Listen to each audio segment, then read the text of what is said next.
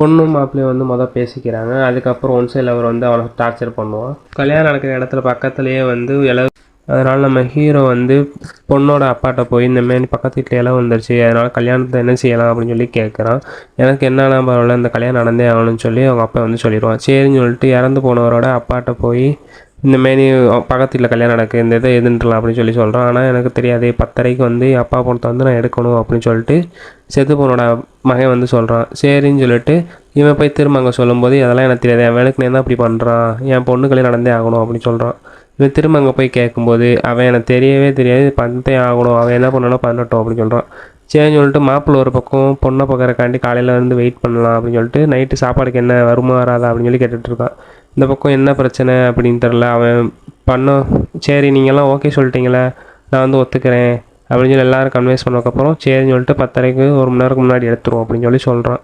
அதுக்கப்புறம் இவன் நாடகம் ஆடி அங்கே இருக்க எல்லாத்தையும் நம்ப கண்டு அவங்க அப்பா உள்ளக்க வந்தமாரி நாடகம் ஆடுவான். நாடகம் ஆடி ஒத்துக்க வச்சுருவான். சரின்னு சொல்லிட்டு அவனோட தம்பிங்க செத்து போனோட தம்பிங்க வந்து வந்துடுவாங்க. வந்துட்டு இந்தமாதிரி எங்கள் அண்ணனை இப்படி விட்டுட்டீமே அப்படின்னு சொல்லி யோசிப்பாங்க. இதுக்கெல்லாம் காரணமே அந்த அவன் தான். அதுக்கப்புறம் அவன் வந்து இது எல்லாத்துக்குமே நான் தான் காரணம் அப்படின்னு சொல்லிட்டு என் பொண்ணு வந்து அழுதுகிட்டு இருப்பாள்.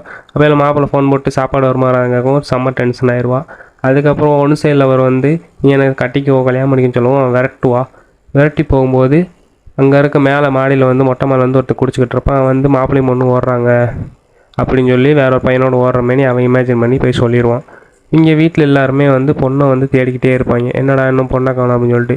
சரின்னு நம்ம ஹீரோட்ட போய் சொல்லுவோம். ஹீரோவும் சரின்னு சொல்லிட்டு தேடுவாங்க. எனக்கு மாப்பிள்ளை தங்குற ஹோட்டலுக்கே போய் இவன் போய் பொண்ணு வந்து இந்தமாரி ஓடி போயின்னு சொல்லி மாப்பிள்ளைகிட்ட வந்து சொல்லிடுவான். சரின்னு சொல்லிட்டு மாப்பிள்ளையுமே கிளம்பிடுவார். கிளம்பி அந்த பொண்ணை தேடக்காண்டி போவாங்க.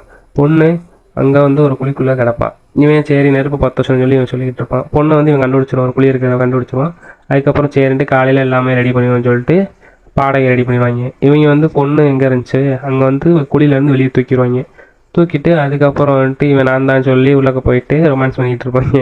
அதுக்கப்புறம் வெளியே தூக்கிட்டு வந்துட்டு அவங்க அப்பனுக்கு வந்து தெரியாது இது நடந்தது. அதனால் அவங்க அப்பா துப்பாக்கி எடுத்துகிட்டு இளவு நடந்துச்சுல அந்த வீட்டுக்குள்ளே போயிட்டு துப்பாக்கி வச்சு சண்டை போட்டு என் பொண்ணுக்கு எப்படி கல்யாணம் நடக்காமல் இருக்கலாம்னு சொல்லுவான். ஹீரோ செம்ம டென்ஷன் ஆகி இந்தமாதிரி இதாகும் அப்படின்னு சொல்லுவான். இவங்க வந்து நாட்டு வெடிகுண்டெல்லாம் வீச ஆரம்பிச்சிடுவாங்க. அப்போல்லாம் வெடிகுண்டு போய் அந்த வாட்டர் டேங்க் மேலே இருந்து கீழே விட போயிடும். சரின்னு நம்ம ஹீரோ பிடிக்க போவோம், டம்முன்னு வெடிக்கவும் அதுக்கப்புறம் அந்த வாட்டர் டேங்கை வந்து ஒரு கீரல் விட்டு அப்படியே வாட்டர் கேன் மெதுவாக சாய ஆரம்பிக்கும்.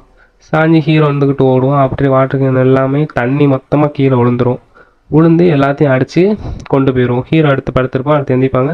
எந்திரிச்சிட்டு இதெல்லாம் நமக்கு தேவையா, முதலே சொன்னோம்ல ஒன்று இது நடக்கும் உங்கள் பகனால் இப்போ எதுவுமே நடக்காமல் ஆயிடுச்சா அப்படின்னு ஹீரோ அட்வைஸ் பண்ணோம். அவ்வளோதான் கதை. நம்ம சேனல் மறக்காமல் சப்ஸ்கிரைப் பண்ணி வச்சுக்கோங்க.